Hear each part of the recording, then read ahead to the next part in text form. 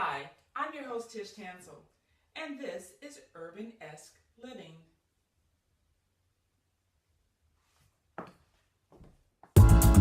Good thing they have that little drip, but thank you. And thank you for watching. This is Tish Tansil on Urbanesque Living. What I've been doing since you've been gone. Peeler on it as well, but it's a little bit to show you some secrets of a pastry chef. I worked in the pastry cookies. Sometimes they do crumble. Done. And you can stick a fork in it, literally. Something that people think is a very hard thing. You'll find out when we come back.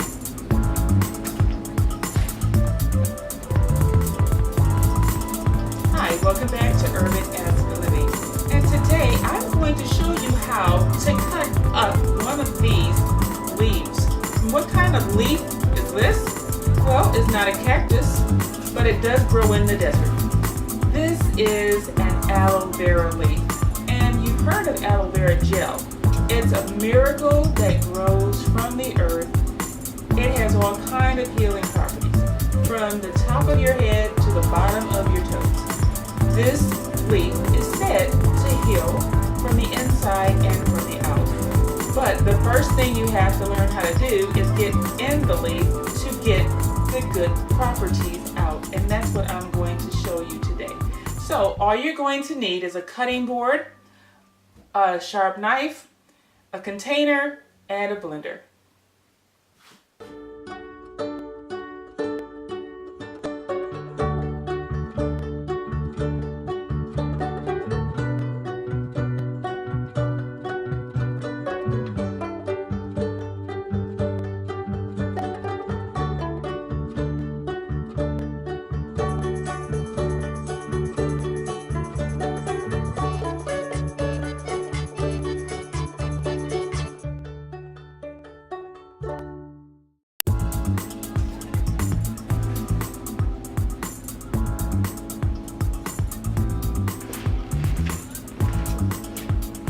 The first thing I'm going to show you about how to cut up an aloe vera leaf is, first of all, you should clean it. And I've already rinsed it off and I've cleaned it. So you have, if you feel it, it's a jelly-like inside, and that's where the gel is in the aloe vera leaf. And the first thing we have to do is get inside the gel. And so this end right here, as you can see, is where it grows from the stem. And these are just kind of plucked out of the aloe vera root. And basically all I'm going to do is just kind of flip it over, and I'm just going to use my serrated knife. And that's a serrated knife. It's a knife with a jagged edge. And so when you look in the aloe vera, you can see that it has this jelly-like inside. And we're not going to discard this. I'm going to show you how we're going to dig this out. But first I'm going to show you how to peel the entire aloe vera leaf, because what you actually do need is a potato peeler. And so what I'm going to do, you see one side of it is pretty flat and the other side is rounded. I'm going to first start dealing with the rounded side of the aloe vera leaf. And I'm just going to turn it away from me, and I'm just going to peel it.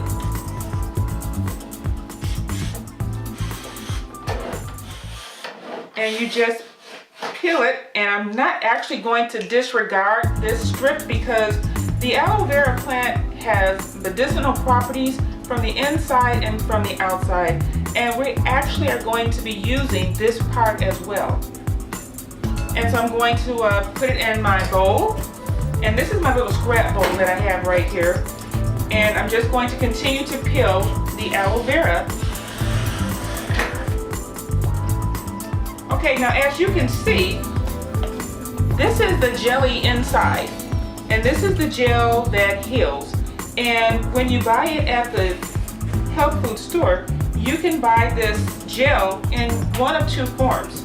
You can purchase it in a whole leaf where you're going to get all of the fiber, or you can purchase it where it's basically just the liquid, where they pretty much strained out all of the fibrous materials. So I'm just going to peel this aloe vera leaf.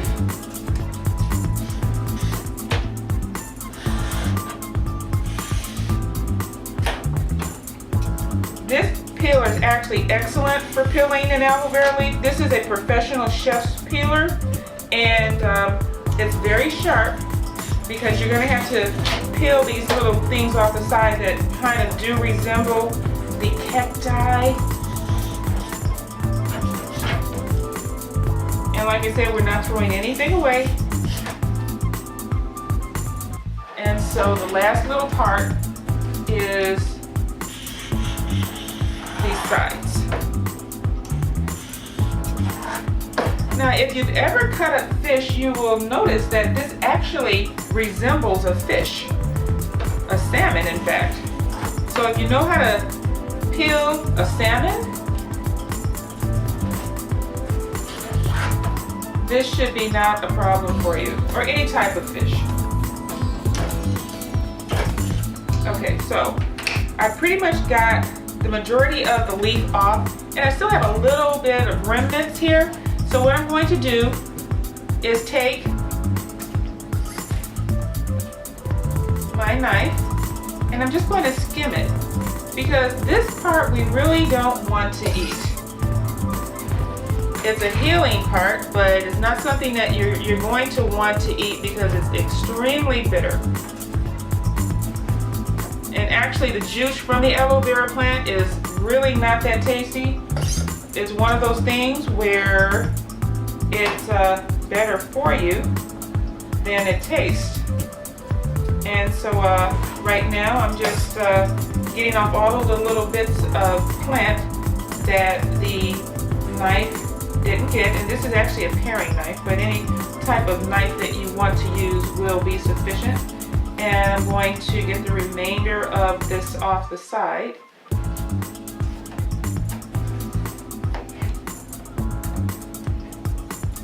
Alrighty, so we have one side done.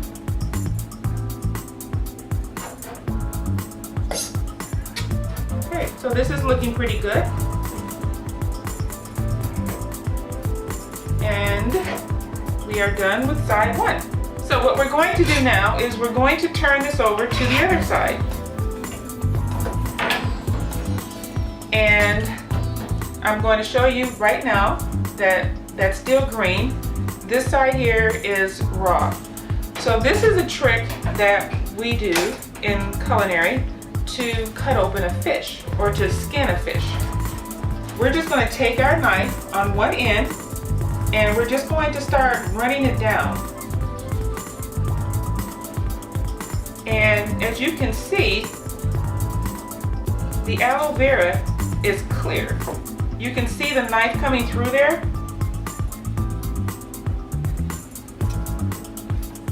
Okay. And what that's doing is just peeling that flesh away from the skin.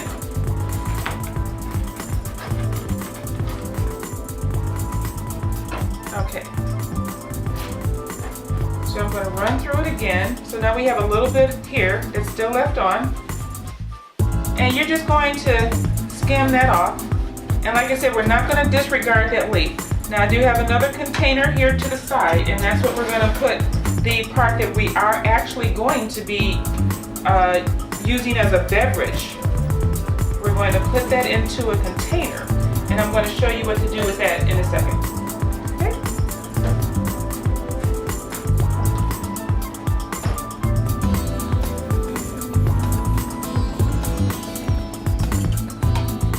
So you might have to go through this a couple of times or practice this to get the technique down. But as you can see my knife through the clear gel of the aloe vera plant. And it's a little bit slippery, so you can go ahead and hold it. Okay, so I'm going to flip that over for you. And pretty much everything is clear. We do have a little bit left in here, so I'm just going to take my knife and I'm going to skim it from this end. And there we go. So the aloe vera is separated from its skin. So what I'm going to do is basically cube this aloe vera plant, and quite frankly, you don't want to eat the aloe vera plant in this state because it is extremely strong. Very, very bitter. So we're going to actually mix this with some juice. And this juice from the aloe vera plant is actually great for weight loss. It's great for your digestion. According to some doctors, they say it's even good for your eyesight. It's great for your hair growth. And it's great to use in your body. Okay, so now it's in there. Now what I actually do also is just kind of skim it a little bit because there's still some gel that's left on these leaves. And it's kind of a slimy thing. But as you can see, there's still some gel left on there. Not necessarily the prettiest thing in the world, but everything that's good for you may not actually be the best looking. And see, I can actually skim a little bit more off. And this is my my bowl scraper. And I always say you should get one of these at the store because they come in handy for all kind of things. And as you can see, there's a little bit extra gel left right on those leaves. And so you can just take that, scoop it up, and put it in your bowl. And yes, it is very slimy, but the beautiful thing is that it's actually great for your hands. Even though it looks really sticky, instead of when you're done, you wash it off your hands, just kind of massage it into your hands. And it actually will disappear and you won't even feel it. And your hands are so smooth and soft, you would just be amazed. And so that's why they put aloe vera in so much these days, because aloe vera is just wonderful for your skin.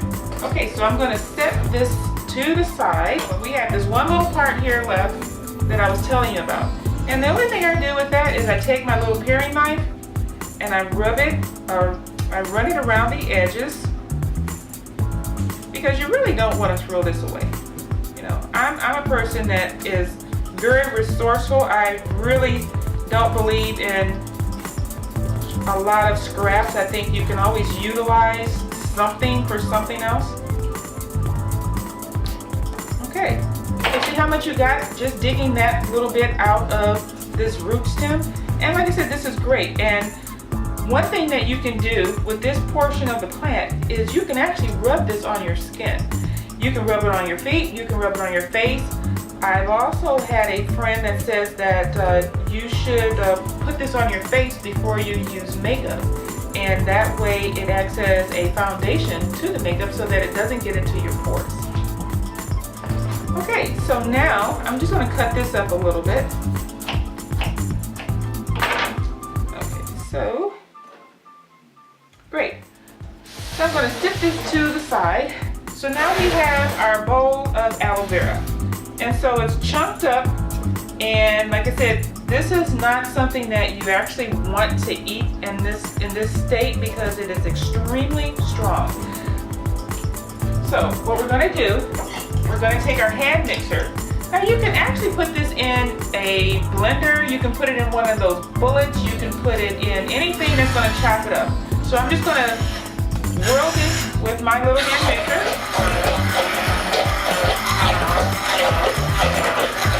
And you're going to do this until it's liquefied.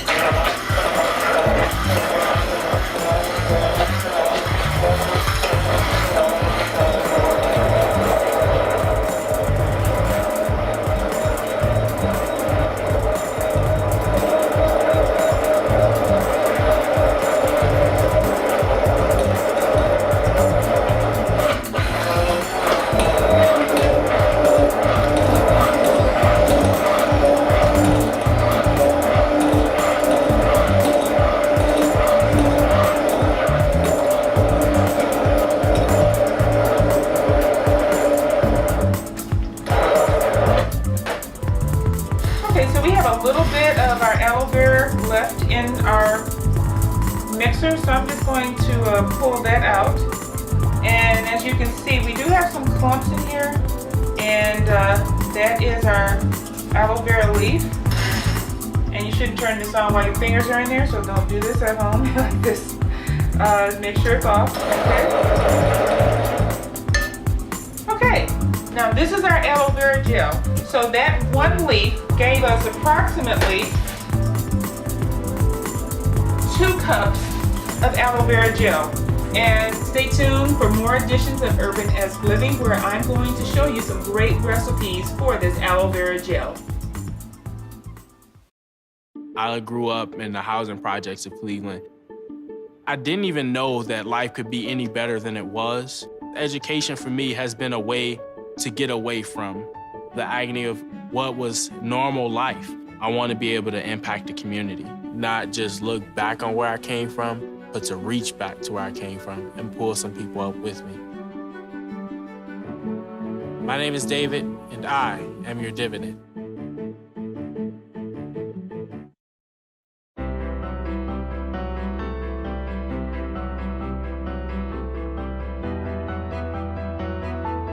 Body language can tell you all sorts of things. Like someone is having a stroke. Know the sudden signs. Learn fast. Face drooping, arm weakness, speech difficulty. Time to call 911 and get them to a hospital immediately. Learn the body language and spot a stroke fast.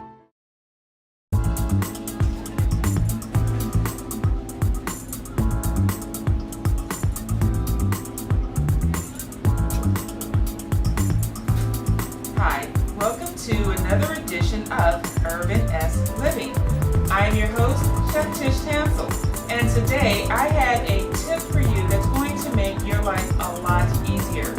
And that tip is sharpen your kitchen knives.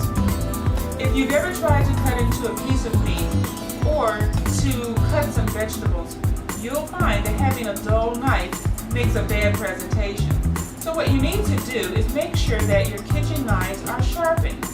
And if you don't want to send them out to a professional, you can sharpen them yourselves at home with several different types of sharpener.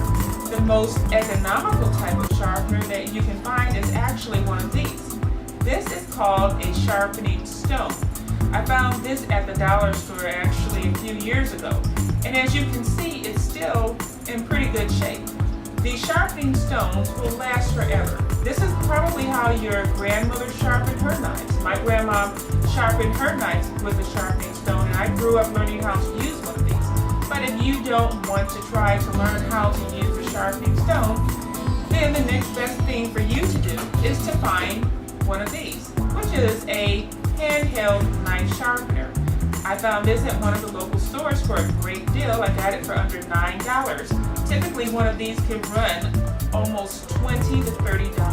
So if you find a bargain on a knife sharpener, I'd say grab it, because it will make your life a lot easier in the kitchen.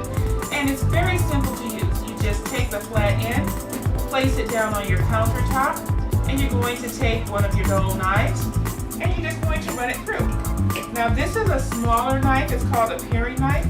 So I'm running it through this first slot, which is for a fine blade. And that's what a paring knife is. It's a very fine blade. This other side is for a coarser knife, which is more of your chef's knife. So you just run it through about 4 or 5 times, and your knife is sharpened, and you're good to go. Thank you for joining me on Urbanesque Living. That was your tip for the day. Thank you.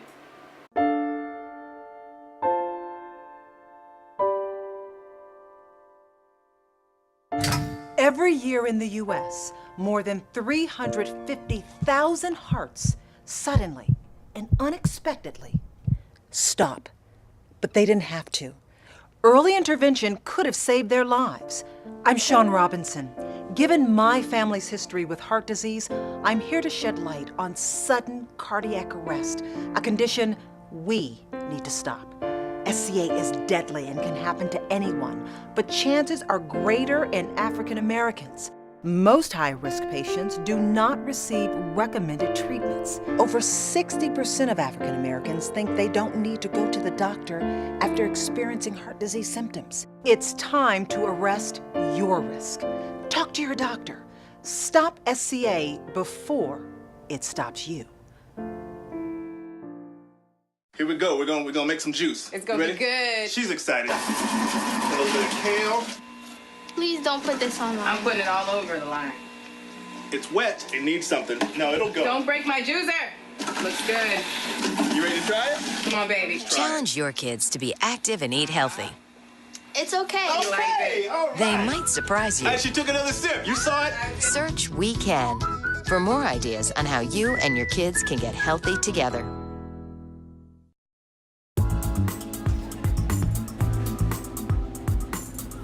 Hi, I'm Chef Tish Tansil, and this is that time of year when we start eating smoothies. And my tip for today is make your life easy when it comes to making smoothies. If you love mangoes in your smoothies, like I love mangoes in my smoothie, but you kind of shy away from it because you can't figure out how to cut it without actually injuring yourself, normally you would use one of these, which is a small paring knife, but one of these is actually excellent for cutting mangoes. This is a mango slicer, and they're kind of hard to find, but they're great value. And basically it's a 1, 2, 3. You get your mango, you position it, you put the slicer on top,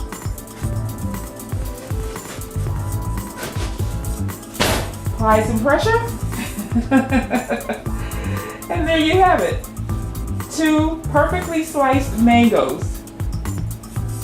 And if you're wondering how to get this mango out of the skin, well, you just score it down the middle, and you just make these slices down that middle. So we're going to actually cube this, because like I said, we're making smoothies. And see, I cut this into squares, and all you're going to do at that point is just pop it out.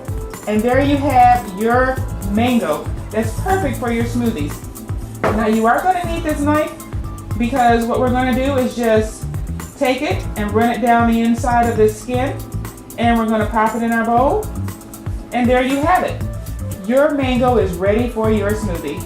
That was my tip for the day. Thank you. Yes, ready.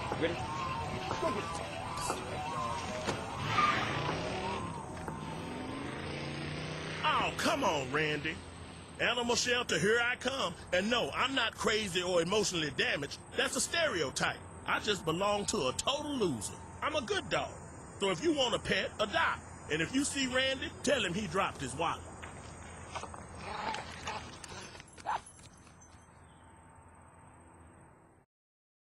If I got to go to college, oh my goodness. I like discovering new things. You get to see what works for you and what doesn't. That helps you evolve as a person. You get to make like a supernova of skill or talent or whatever it is. I've always wanted to go to college. I just feel like that's my destiny. My name is Queen, and I am your dividend.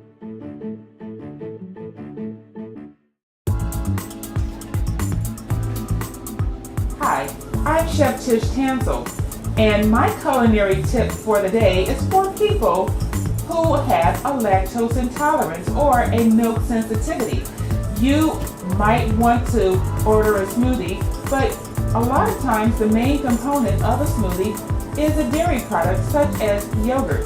Well, I've learned that you can make an excellent substitution for that dairy product and have a very smooth and creamy smoothie by just adding some plain oatmeal. And I'm going to show you how that looks if you have any doubts. First, I'm going to add in my mixer my almond milk and coconut milk. So it's about a half cup coconut milk, half cup almond milk.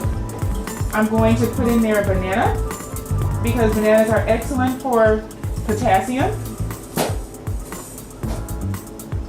And because it is a tropical smoothie, I'm adding some kiwi. And I have some mango, which is actually excellent. I love mango smoothies.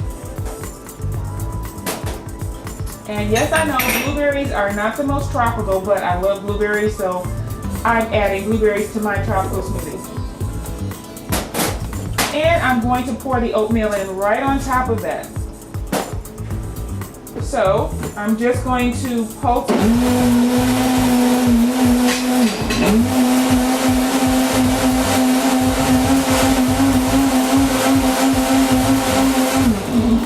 Okay, and our oatmeal has basically disappeared into the smoothie. But because we know smoothies have to have that nice chilled feeling, I'm going to add some ice to this. Now I recommend adding the ice less because you want to make sure that that oatmeal is ground in your smoothie. You don't want big lumps of oatmeal.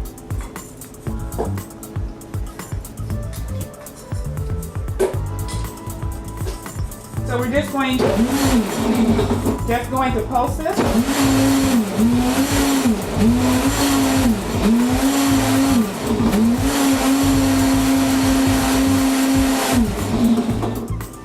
All right.